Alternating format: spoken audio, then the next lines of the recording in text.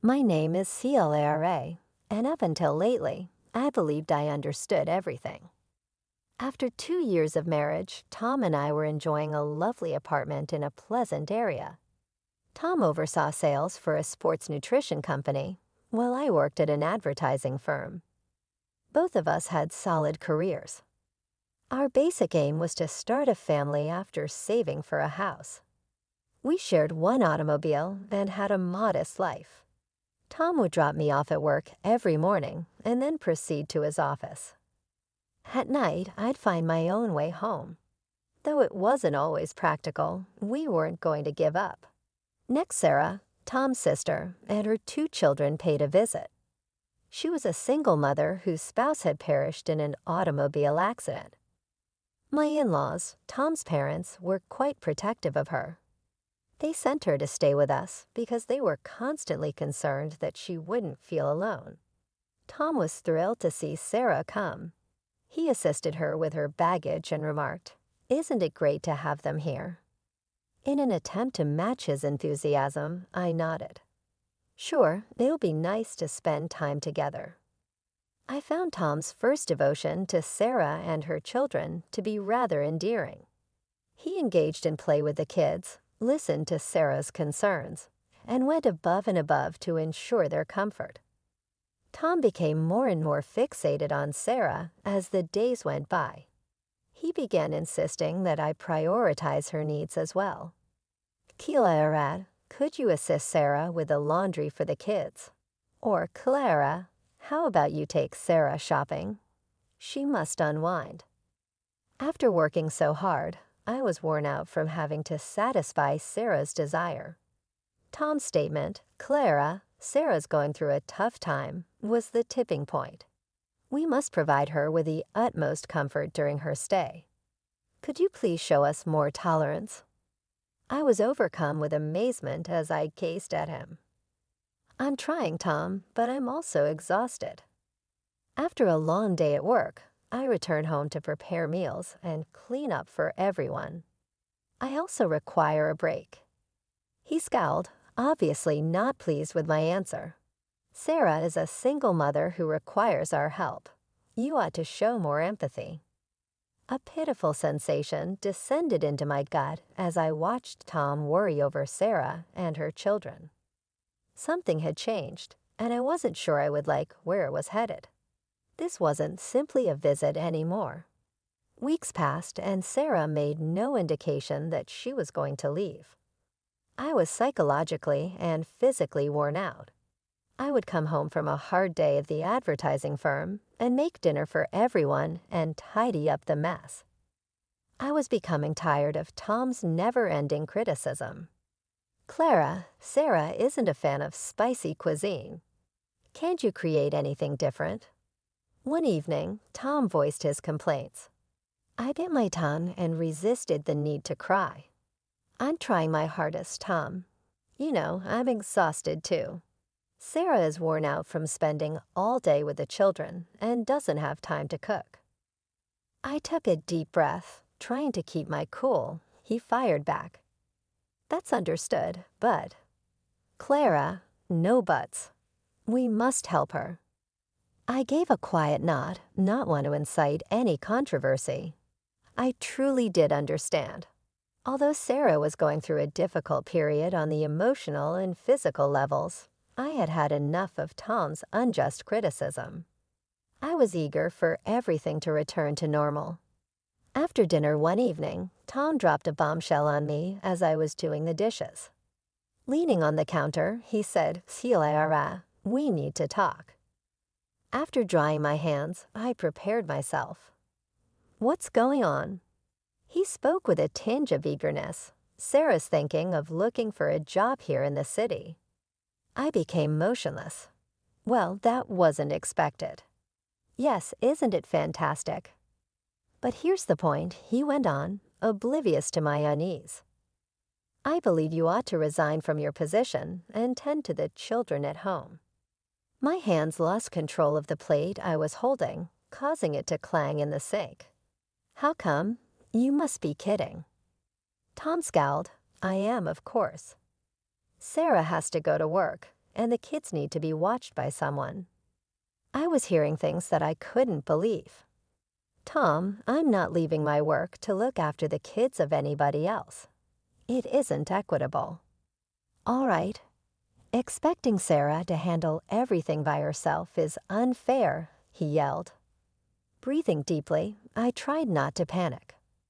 All right, let's consider this. If Sarah is hired here, where did she intend to live? Sarah smiled as she entered the kitchen before Tom could respond. How come Tom didn't inform you? I intend to reside here. Naturally, with my beautiful brother. He is sympathetic and gets me. There is no brother I could ask for better. With my eyes demanding an answer, I fixed my gaze on Tom. He moved uneasily beneath my eyes. He said, Look, Celia, can we talk about this later? Without making eye contact. No, Tom. We must discuss this right now. My voice wavering a little, I insisted. I'm not comfortable with the current setup. It's not possible for us to live together. This flat is too small for 5 people. Tom looked happy, as though he had just recalled something amazing. But honey, are you not seeing? This is fantastic. In any case, we were going to purchase a home. We now have even more motivation to get started sooner. There will be more than enough room for everyone. I was hearing things that I couldn't believe. That's not the point, Tom. We are unable to just. I was speaking when he interrupted, his focus already on something else. I apologize. Let's discuss later, Celia. I said I would play with the kids. Without warning, he vanished from my life, leaving me speechless in the kitchen and feeling as though a vehicle had struck me. Everything was different after that day. Tom used the same justification every time he dropped me off at work. Sorry, babe, I'm really busy this morning.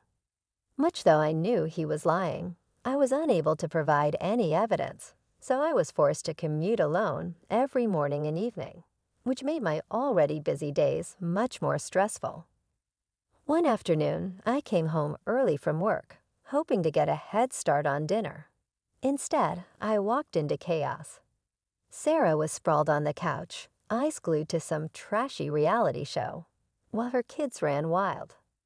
Sarah, I said, trying to keep my voice level, what's going on here? She barely glanced up. Oh, hi, Celia.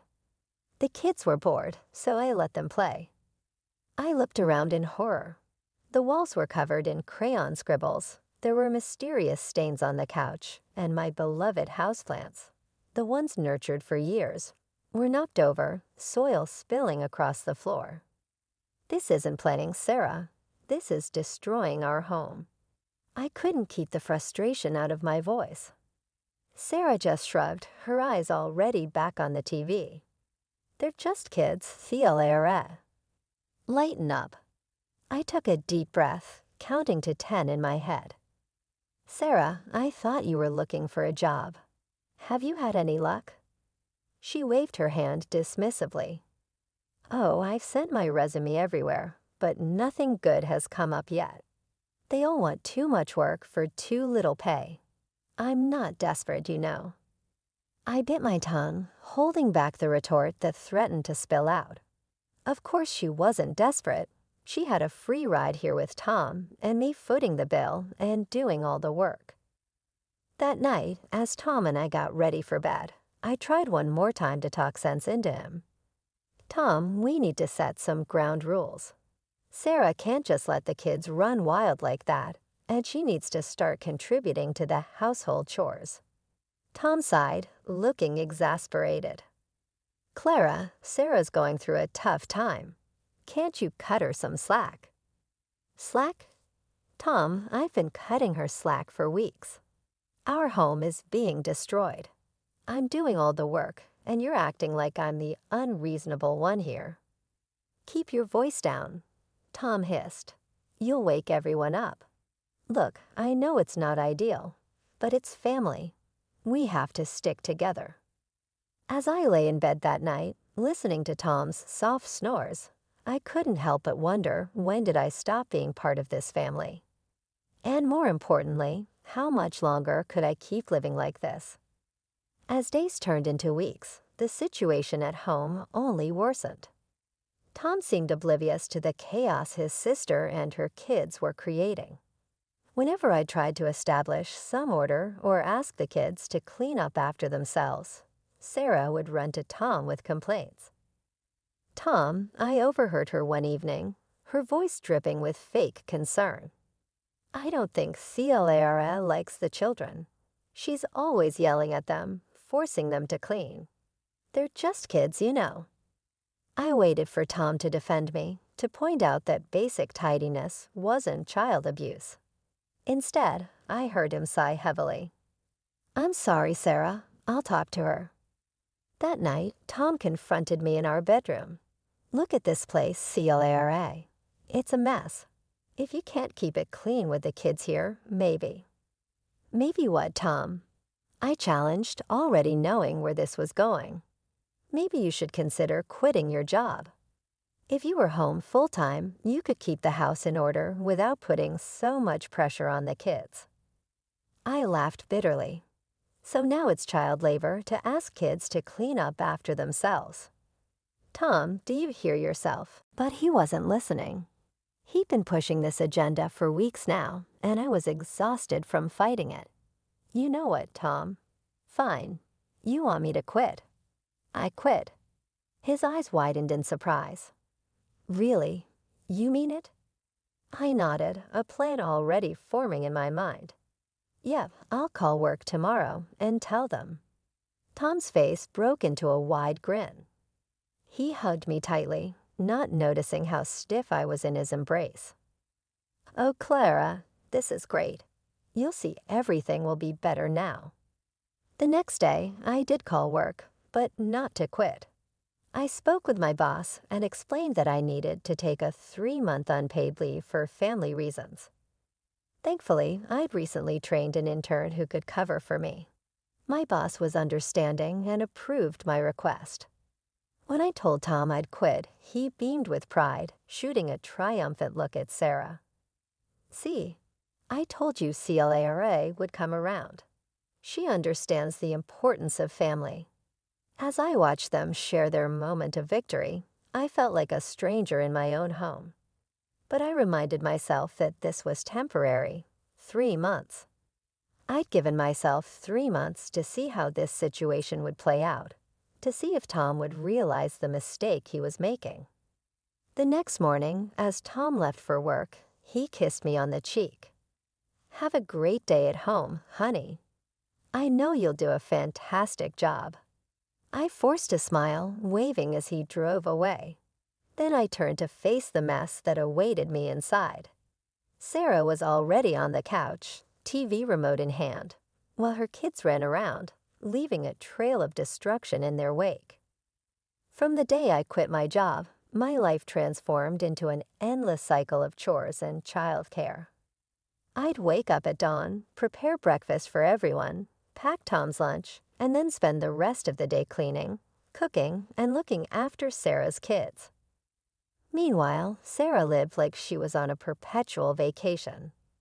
Days blurred together in a haze of domestic duties. Sarah would swan out of the house, off to shop or meet friends for coffee, leaving her children in my care without so much as a backward glance. I'd watch her drive away in Tom's car while I was left stranded at home, juggling housework and childcare. Tom, for his part, seemed oblivious to the imbalance. He'd come home, kiss me on the cheek, and ask, "How was your day, honey?" As if I'd chosen this life, as if I was living my dream instead of his sister's. One evening, as I was serving dinner, a meal I'd spent hours preparing while Sarah napped, Tom made an announcement. "So Sarah's birthday is coming up next month," he said, grinning. "I've got something special planned." Sarah clapped her hands excitedly. "Ooh, do tell." Tom shook his head. "It's a surprise, but clear your schedule for the evening of the 15th. On the evening of Sarah's birthday, we all piled into Tom's car and headed to LeBlanc, the most expensive restaurant in town. It was the kind of place Tom and I used to dream about going for our anniversaries, but we always decided the money would be better spent on our house fund. Tom's parents were already there when we arrived, fawning over Sarah and barely acknowledging my existence. As we settled into our seats, I couldn't help but feel like an outsider looking in on this family celebration. Throughout the meal, the conversation revolved around Sarah, her struggles, her strength, her dreams. I sat quietly, pushing food around my plate, feeling increasingly invisible. After the main course, Tom stood up, gently tapping his glass for attention. "I'd like to make a toast to my incredible sister, Sarah. You've been through so much, and you handle it all with such grace. I'm in awe of your strength." Sarah beamed, soaking in the praise. Tom continued, "And to celebrate your birthday, I have a special surprise." He reached into his pocket and pulled out a small box. For a split second, my heart leaped. Was this all an elaborate ruse? Was he actually going to surprise me with a gift to thank me for my sacrifices? But then he turned to Sarah and held out the box. "Sarah, you've mentioned how hard it is getting around with the kids," he said as he opened the box, revealing a set of car keys. "Happy birthday, sis. Your very own car, just like you've always wanted." The table erupted in applause and exclamations of delight. Sarah jumped up, hugging Tom tightly. "Oh my God, Tom, I can't believe it. You're the best brother ever." I sat there, frozen in shock. A car? He had bought her a car. My mind flashed back to all the times I had mentioned needing a second car, all the times Tom had said we couldn't afford it, that we needed to save for our house. "Tom," I said, trying to keep my tone even, "can I ask why you bought such an expensive gift for Sarah?" The table fell silent, all eyes turning to us. Tom's smile faltered slightly. "Well, Sarah needs a car. She has 2 kids, and it's hard for her to get them to the park or the doctor. Plus, she'll need it when she starts working soon." I couldn't believe what I was hearing. What about me? I've been asking for a second car for months. Tom's expression hardened. "You're at home all day, CLRA. You don't need a car." The injustice of it all hit me like a physical blow. "How much did this car cost, Tom?" He shifted uncomfortably in his seat. $20,000. The room started to spin. $20,000? Where did you get that kind of money? Tom cleared his throat. "I took it from our joint account, but don't worry, I'll put it back as soon as I get my bonus at work." Something inside me snapped. "You took our savings without even discussing it with me. That was our house fund. Tom, I want you to return that money right now." "Clara," Tom's mother gasped, "how can you be so selfish? Your sister-in-law needs this car." But I was beyond caring about their opinions. Years of frustration poured out of me. Selfish? I've given up everything for this family. My job, my dreams, my identity. Tom's face was red with anger. "If you're going to be so greedy and inflexible, fine. I'll take out a loan and put the money back in our account. Happy now?" "No," I shouted, beyond caring about the scene we were causing. "I don't want you taking out a loan. I want you to sell the car and put our savings back where they belong." Sarah, who had been unusually quiet, suddenly spoke up. "See, Tom, I told you she was controlling. She's trying to make you henpecked." Tom's parents nodded in agreement. "Clara," his father said sternly, "you need to learn your place. Tom is the head of the household." I felt like I was drowning, surrounded by people who didn't see me as a person, just an accessory to their perfect family narrative. Tom stood up, his chair scraping loudly against the floor. "That's enough, Clara. You've ruined everyone's evening with your behavior. Don't you know how to act in public?" Tears stung my eyes. but I refused to let them fall. I stood up, grabbing my purse. "I'm leaving." "Good," Tom shouted, no longer caring about the other restaurant patrons staring at us. "Get out, you ungrateful freeloader. I'm the one who earns the money in this family, and you should be obeying me.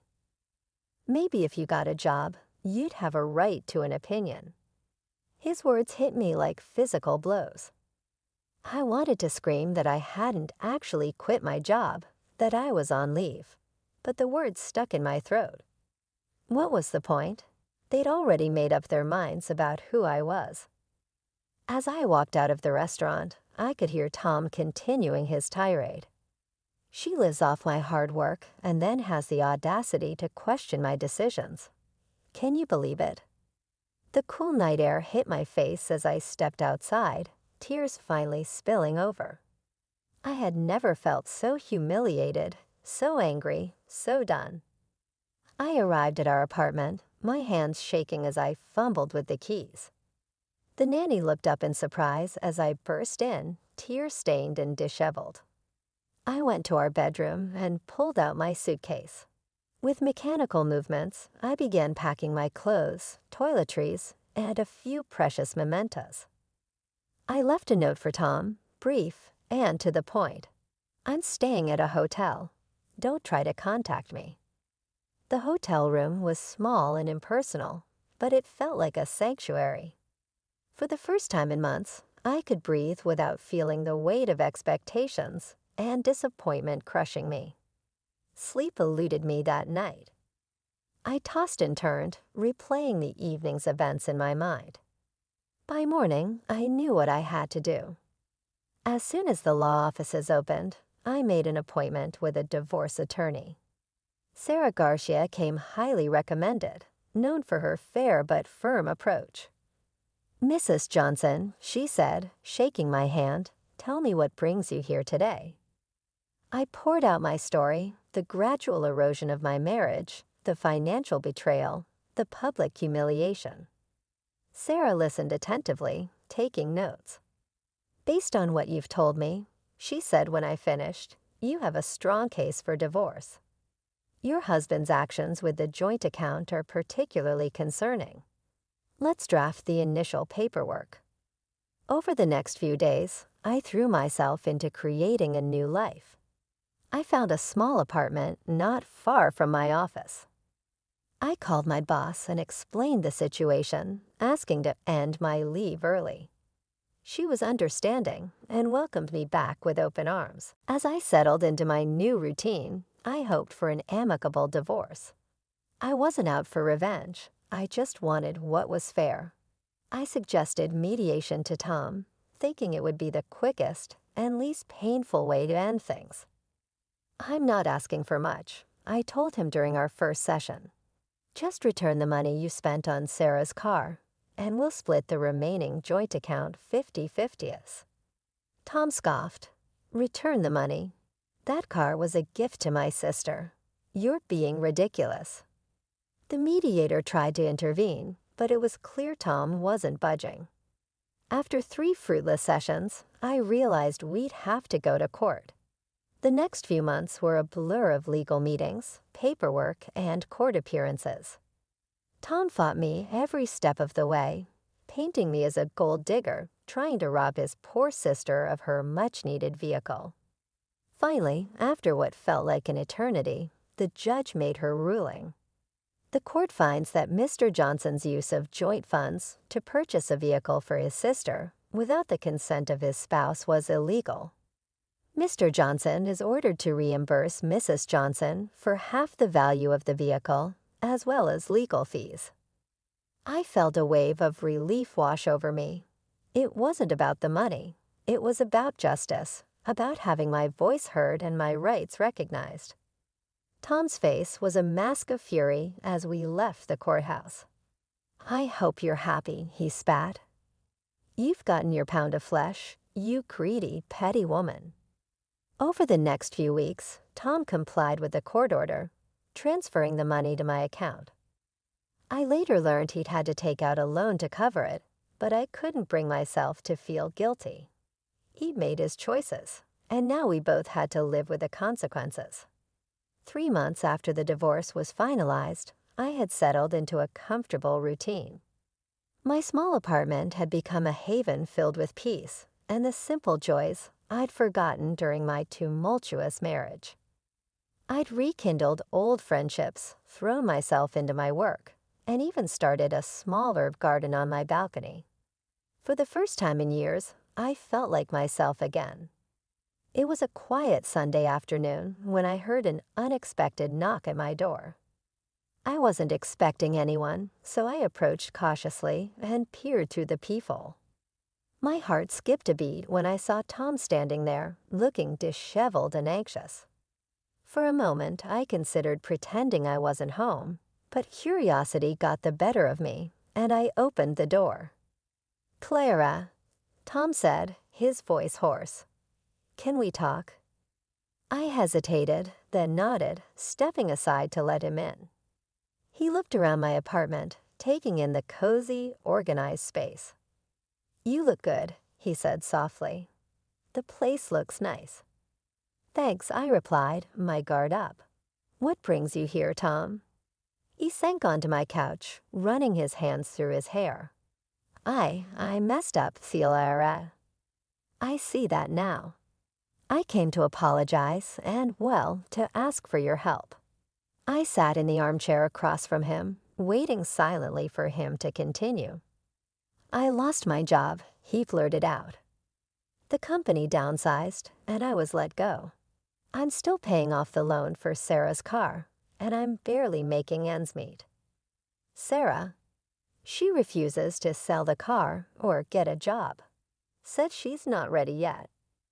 A part of me felt a twinge of satisfaction at hearing this, but I pushed it aside. "I'm sorry to hear that, Tom, but I'm not sure how I can help." He looked up at me, his eyes pleading. "The apartment is a disaster. Sarah doesn't clean, and the kids are out of control. The landlord's threatening to evict us because of the noise and mess. I realize now that you were right about everything. Sarah's not just going through a rough patch. She's taking advantage, and I let her." I sat there, taking in his words. The vindication I felt was bittersweet. Yes, I had been right, but at what cost? "Clara," Tom said again, his voice faltering. "I know I'm not worthy, but I was hoping we could have a fresh start. I've got the lesson now. You are missed. I long for our reunion. We could make things right if you could assist us." I briefly felt as though I had returned to the early stages of our marriage, when we were still in love and had big plans for the future. But then I thought back to the humiliation, the betrayal, and the months I had spent feeling unimportant and invisible. I inhaled deeply. "Tom, I'm sorry you're going through a difficult time, and I appreciate your apology, but I have to go." His expression dimmed. "But I've changed, Clara." I gave a gentle shake of my head, saying, "I see clearly now." "Tom, the truth is that I've also changed. The last several months have demonstrated to me my abilities and worth. Who's to say that if you deceived me once, you wouldn't do it again in a difficult situation?" "I wouldn't," he was adamant. "I've come to my senses." "Perhaps you have," I acknowledged, "but that doesn't alter the fact that I'm content right now. Being independent and able to make decisions without having to take my partner's opinion into consideration gave me a sense of freedom." Tom slouched his shoulders. "That's it then. We have no chance at all." I got up to indicate that we should stop talking. "I believe it's better if you leave. Tom, although I sincerely wish things improve for you, I cannot solve your concerns. You must take responsibility for your actions and stand on your own 2 feet." Gradually nodding, he stood up. He turned to face me one final time at the door. "Clara, I sincerely apologize for everything." Silently, I answered, "I know." "Tom, goodbye." I leaned against the door and exhaled deeply as I shut it behind him. A range of feelings raced through me. A deep sense of relief and liberation, a hint of schadenfreude at Tom's revenge, and melancholy for the hopes we'd once had.